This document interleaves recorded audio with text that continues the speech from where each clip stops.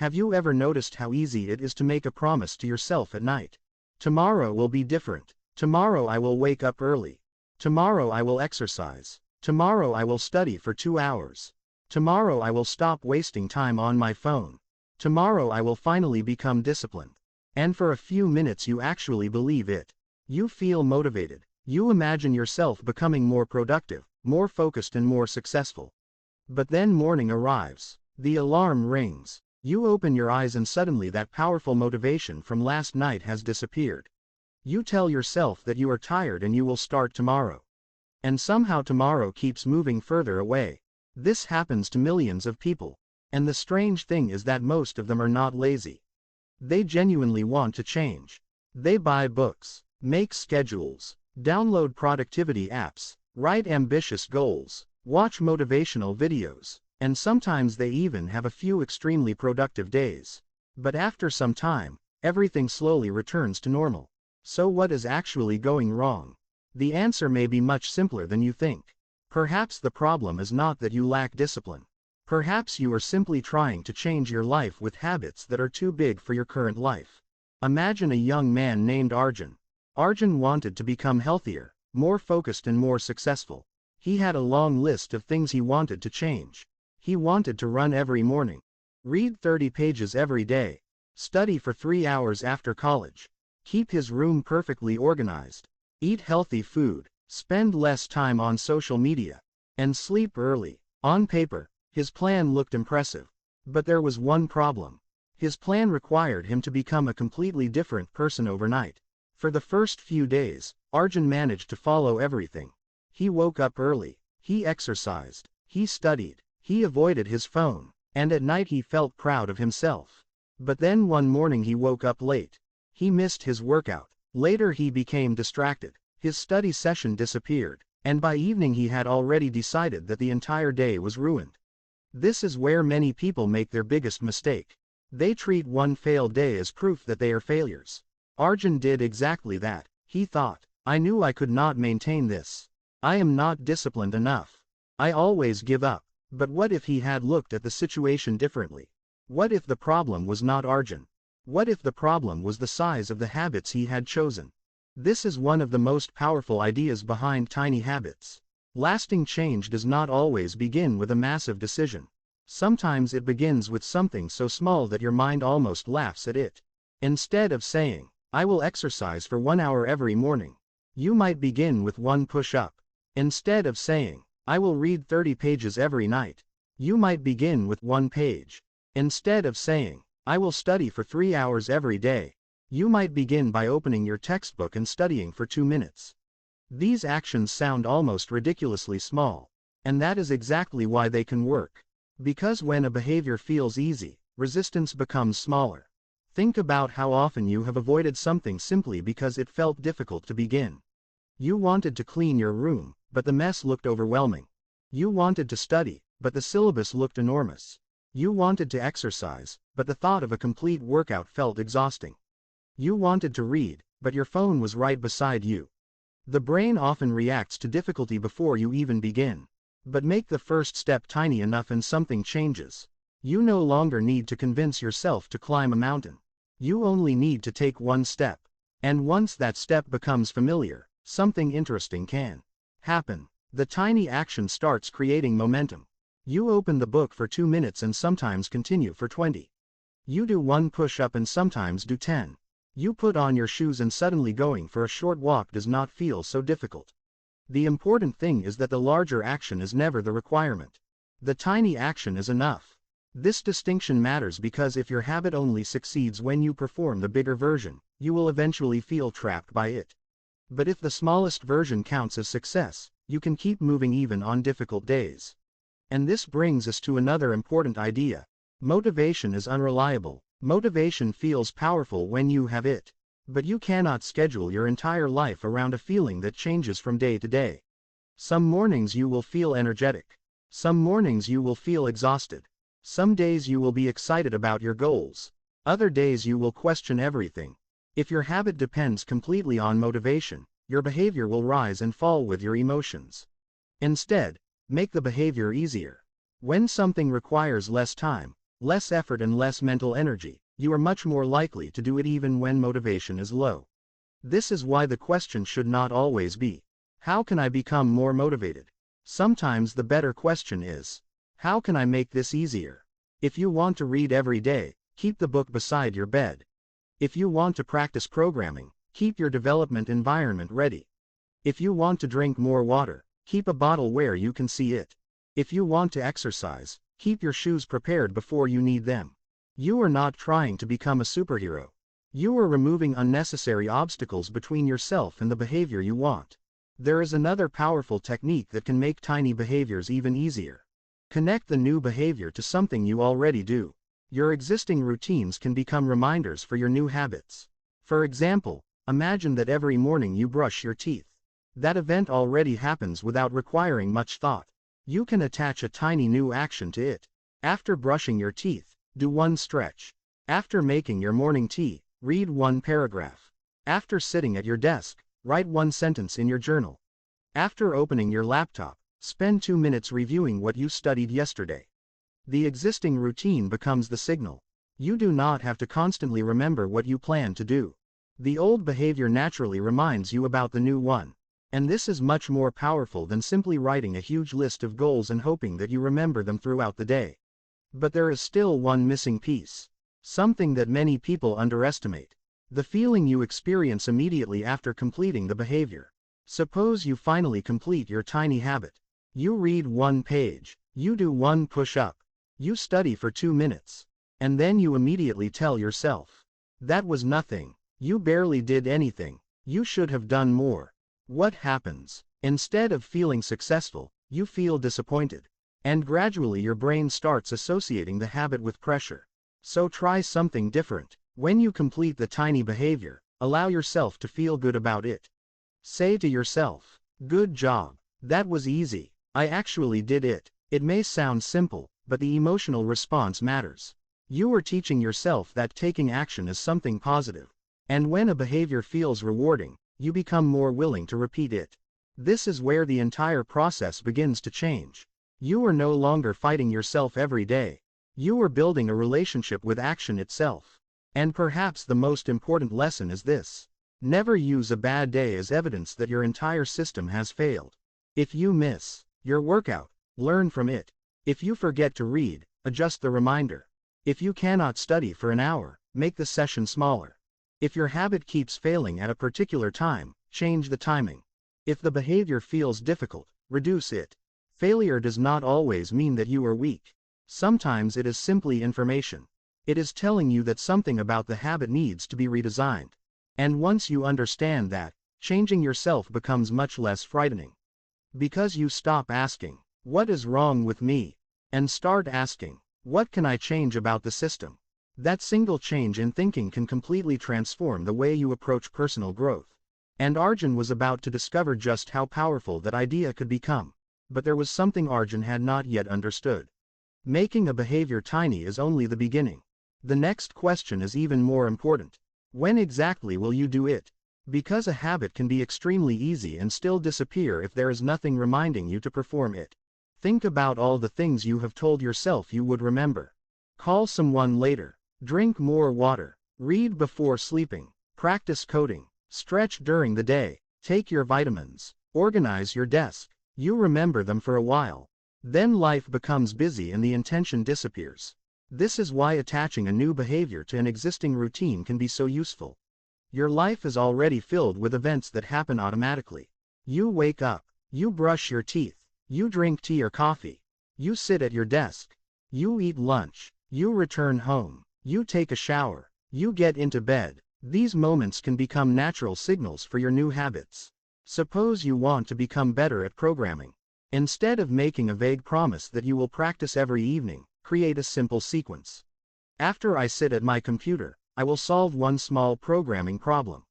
That is much clearer. There is no question about when to begin. And because the required action is tiny, there is much less resistance. You might solve one problem and stop. That is perfectly fine. Or perhaps solving one problem makes you curious enough to. Either way, the habit has succeeded. This idea also changes how you should think about goals. Goals are useful because they tell you where you want to go. But goals alone do not tell you what to do today. Someone may say, I want to become financially independent. That is a goal, but what is today's behavior? Perhaps it is checking your unnecessary expenses for 5 minutes. Perhaps it is saving a small amount. Perhaps it is learning one useful skill. The goal is large, the behavior is small, and your life is ultimately shaped by those repeated small behaviors. The same principle applies to learning. Imagine a student who wants to master mathematics. He looks at the entire syllabus and immediately feels overwhelmed. There are hundreds of concepts, formulas and problems. So he keeps delaying the beginning. Instead, he could create a tiny starting point. After sitting at his study table, he will solve one question. Just one. The objective is not to finish mathematics that day. The objective is to make starting mathematics normal. And once starting becomes normal, progress becomes much easier. This is an important distinction. Many people try to build the result directly. They want the body without building the exercise habit. They want knowledge without building the study habit. They want wealth without building the saving and earning habits. They want confidence without repeatedly doing things that create confidence. But lasting results usually grow from repeated behaviors. And repeated behaviors become much easier when the first step is small. There is another reason people struggle with habits. They make the behavior unnecessarily complicated. Suppose you decide that you will start exercising. You immediately search for the perfect workout. Then you need special clothes, a perfect schedule, a particular diet, supplements, a complicated routine, and suddenly exercising feels like a huge project. So you postpone it. But perhaps the first habit only needs to be putting on your walking shoes. That may sound too small to matter. But it removes the hardest part. Starting. Once your shoes are on, walking for 5 minutes becomes easier. And after walking becomes normal, you may naturally increase the distance. The same thing can happen with reading.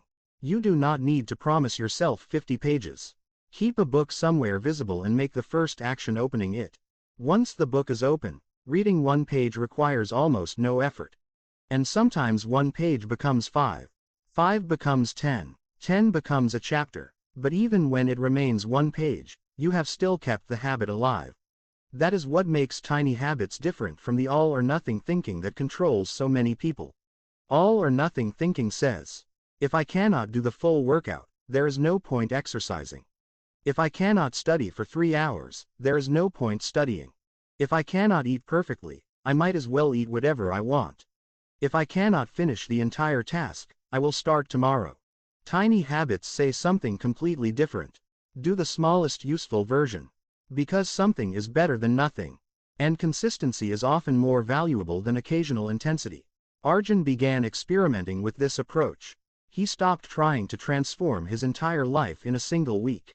Instead, he selected a few behaviors. After brushing his teeth in the morning, he would stretch once. After sitting at his desk, he would study for 2 minutes. After lunch, he would drink a glass of water. Before getting into bed, he would read 1 page. None of these actions looked impressive. If someone watched him for 1 day, they might not even notice that he was changing. But something important was happening underneath. He was proving to himself that he could keep promises. And that feeling started becoming more valuable than motivation itself. He no longer needed to wake up thinking, today I must become disciplined. He simply followed the next small step. And that is another hidden benefit of tiny habits. They can gradually change the way you see yourself. When you repeatedly take small actions, you collect evidence about who you are. You begin to think, I am someone who studies. I am someone who takes care of my health. I am someone who reads. I am someone who keeps small promises to myself. This does not happen because you repeat a positive statement in front of a mirror. It happens because your actions repeatedly confirm it. Your identity begins to grow from evidence. But there is an important warning here. Do not turn identity into another source of pressure. If you miss a day, you have not suddenly become a completely different person. One missed workout does not erase months of progress. One unhealthy meal does not destroy a healthy lifestyle. One unproductive day does not mean you are incapable of being productive. The real danger is not missing once. The danger is using the first mistake as permission to quit completely. Think about someone learning to play an instrument.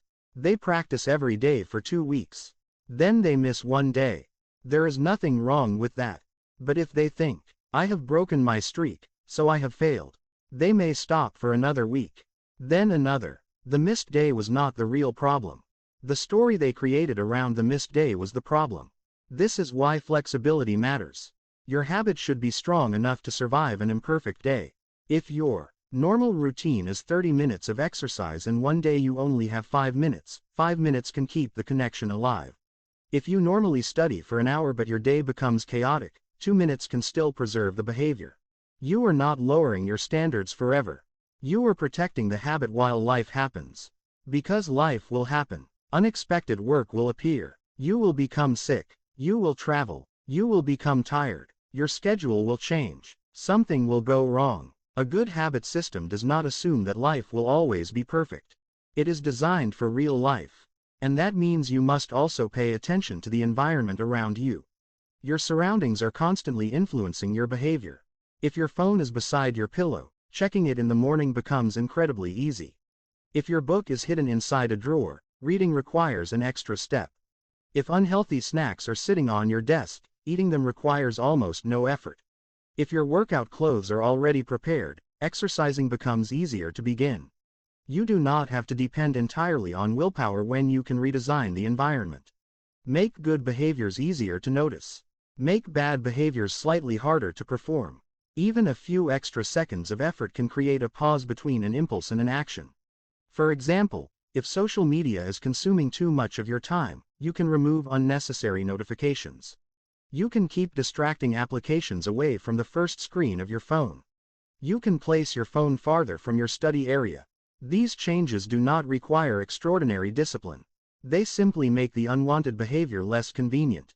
And that brings us back to one of the most powerful questions you can ask yourself. How can I make the behavior I want easier? Not more impressive, not more ambitious, easier. Because when you reduce the difficulty, you reduce the need for motivation. And when you reduce the need for motivation, consistency becomes much more realistic. Arjun slowly realized that this was the real game. He had spent years trying to force himself to behave differently. Now he was learning how to design his surroundings, his routines and his starting points so that the right behavior required less effort. But there was still one problem. Sometimes even a tiny habit can fail. And when that happens, there is one final lesson that can determine whether you continue or quit altogether. You have to learn how to troubleshoot your habits instead of blaming yourself for them. If a behavior is not happening, do not immediately conclude that you lack discipline. Ask a better question. Is the behavior still too difficult? Is the reminder appearing at the wrong time? Is the habit attached to an unreliable routine? Is the environment making the behavior harder?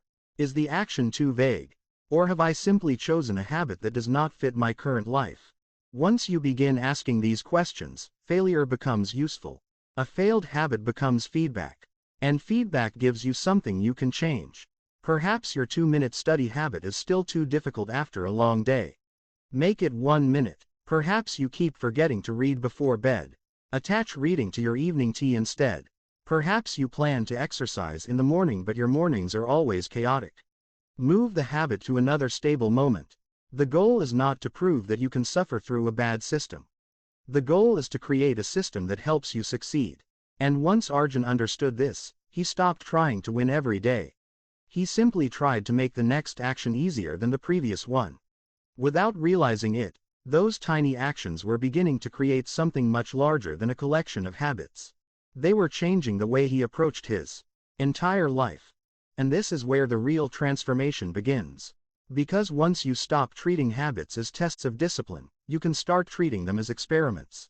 Instead of saying, I failed again, you can say, that version did not work.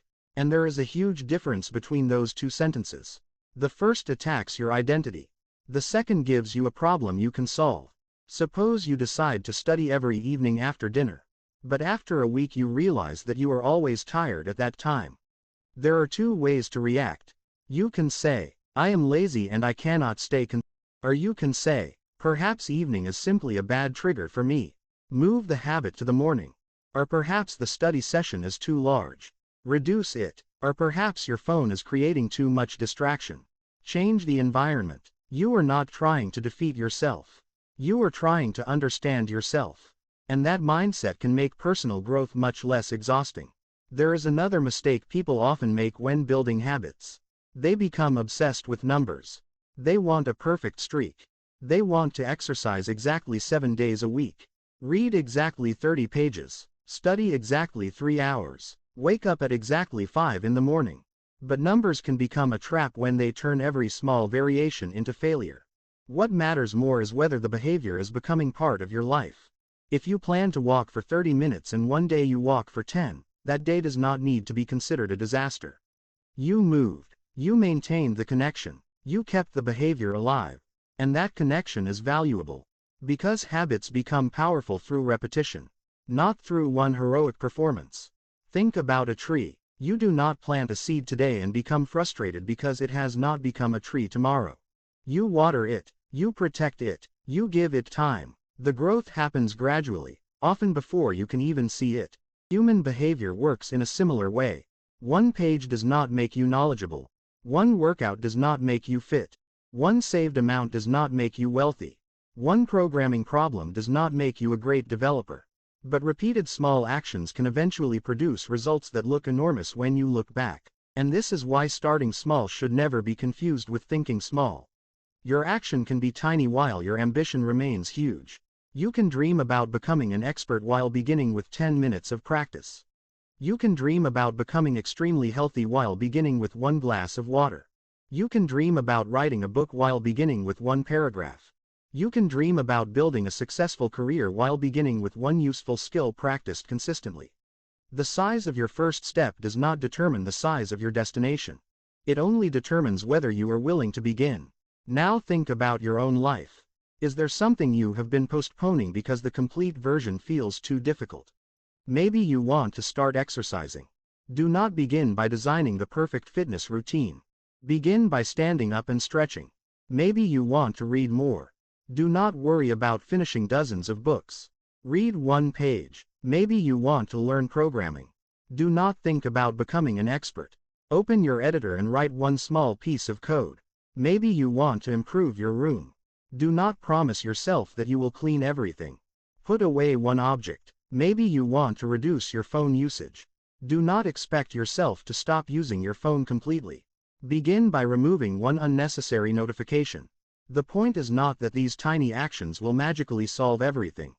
The point is that they create movement. And movement changes your relationship with the task. Something that once felt difficult begins to feel familiar.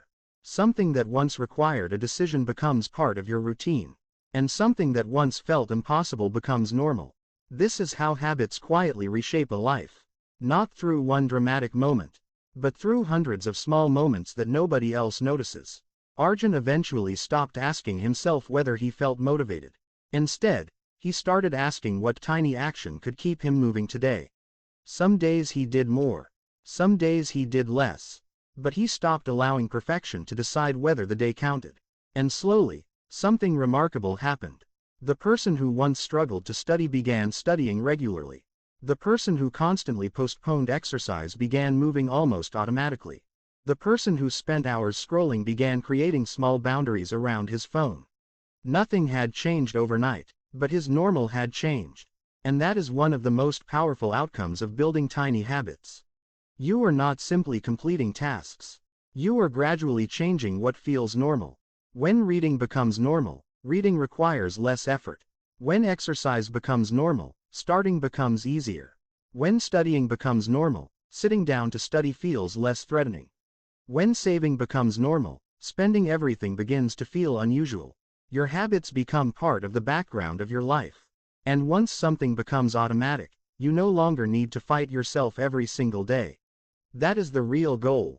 Not to live in a constant battle with your own mind, but to create routines that support the person you want to become. So if you are struggling with consistency right now, do not immediately search for a stronger motivational speech. Stop for a moment, look at the habit you are trying to build, and make it smaller, make it clearer, attach it to something you already do. Remove 1 obstacle, make the desired behavior easier to start. Then give yourself credit for doing it. And if it fails, study the failure. Do not insult yourself. Do not declare yourself incapable. Change the design and try again.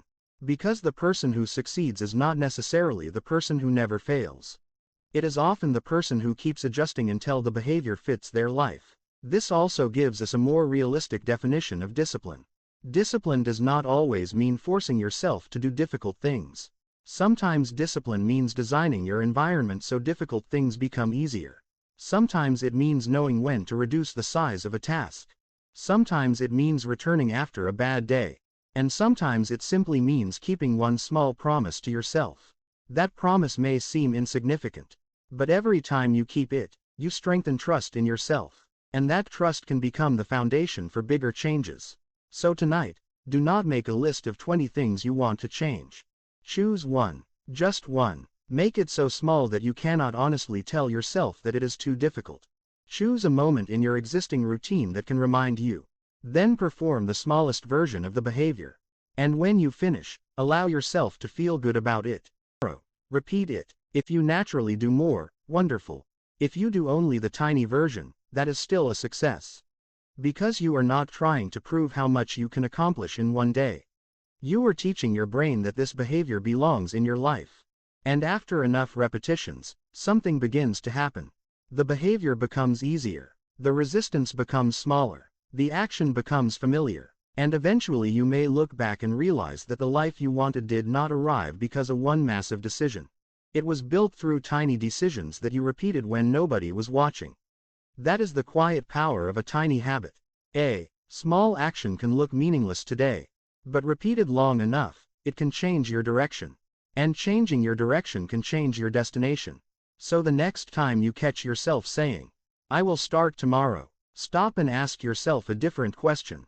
What is the smallest version of this that I can start today? Maybe it is 1 page, 1 minute, 1 push-up, 1 glass of water, 1 line of code, 1 cleaned object, 1 saved amount, 1 small decision. Whatever it is, begin there. Because you do not need to become a completely different person before you start. You start with something small. And through those small actions, you gradually become the person you wanted to be. If this narration gave you a new way to think about your habits, remember that real change does not have to begin with a huge promise. Sometimes it begins with something so small that nobody else even notices. But you notice, and that is enough. This is Volume and Vision.